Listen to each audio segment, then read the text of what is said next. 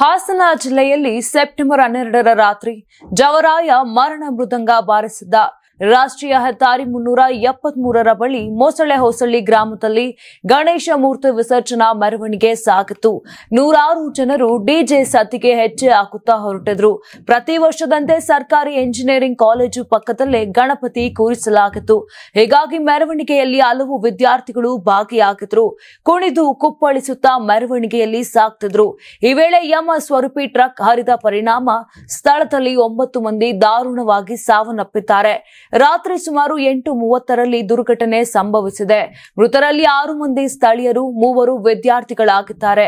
ಬಳ್ಳಾರಿ ನಿವಾಸಿ ಅಂತಿಮ ಬಿಇ ವಿದ್ಯಾರ್ಥಿ ಪ್ರವೀಣ್, ಹೊಳೆನರಸೀಪುರ ತಾಲೂಕಿನ ಹಳೆಕೋಟೆ ಹೋಬಳಿ ಕೆಬಿ ಪಾಳ್ಯ ನಿವಾಸಿ ರಾಜೇಶ್, ದಡನಾಯಕನಹಳ್ಳಿ ಕೊಪ್ಪಲು ನಿವಾಸಿ ಈಶ್ವರ್, ಮುತ್ತಿಗೆ ಹೀರಳ್ಳಿ ನಿವಾಸಿ ಗೋಕುಲ್, ಕಪಿನಹಳ್ಳಿ ನಿವಾಸಿಗಳಾದ ಕುಮಾರ್, ಪ್ರವೀಣ್, ಚಿತ್ರದುರ್ಗ ಜಿಲ್ಲೆ ಹೊಸದುರ್ಗ ತಾಲೂಕಿನ ಗವಿ ಗಂಗಾಪುರ ನಿವಾಸಿ ಮಿಥುನ್, ಚಿಕ್ಕಮಗಳೂರು ಜಿಲ್ಲೆಯ ಮಾಡನಹಳ್ಳಿ ನಿವಾಸಿ ಬಿಇ ವಿದ್ಯಾರ್ಥಿ ಸುರೇಶ್, ಹಾಸನ ತಾಲೂಕಿನ ಬಂಟರಹಳ್ಳಿ ಗ್ರಾಮದ ಪ್ರಭಾಕರ್ ಮೃತಪಟ್ಟಿದ್ದಾರೆ.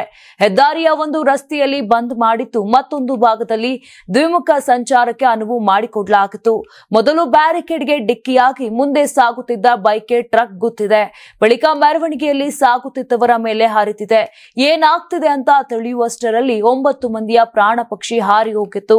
ಚಾಲಕನ ನಿರ್ಲಕ್ಷ್ಯವೇ ಕಾರಣ ಅಂತ ದಕ್ಷಿಣ ವಲಯ ಐಜಿಪಿ ಬೋರಲಿಂಗಯ್ಯ ಹೇಳಿದ್ದಾರೆ. ಘಟನೆ ಬಳಿಕ ಚಾಲಕ ಭುವನೇಶ್ಗೆ ಜನರೆಲ್ಲ ಹಿಗ್ಗಾಮುಗ್ಗಾ ಥಳಿಸಿದ್ದಾರೆ. ಪೊಲೀಸರ ಜೊತೆ ಘಟನಾ ಸ್ಥಳಕ್ಕೆ ಸೋಕೋ ಟೀಮ್ ಕೂಡ ಭೇಟಿ ನೀಡಿದ್ದು ಪರಿಶೀಲನೆ ನಡೆಸಿದೆ.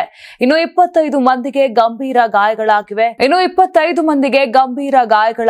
18 ಜನರಿಗೆ ಹಾಸನದ ಏಮ್ಸ್ನಲ್ಲಿ, 7 ಜನರಿಗೆ ಖಾಸಗಿ ಆಸ್ಪತ್ರೆಯಲ್ಲಿ ಚಿಕಿತ್ಸೆ ನೀಡಲಾಗುತ್ತಿದೆ.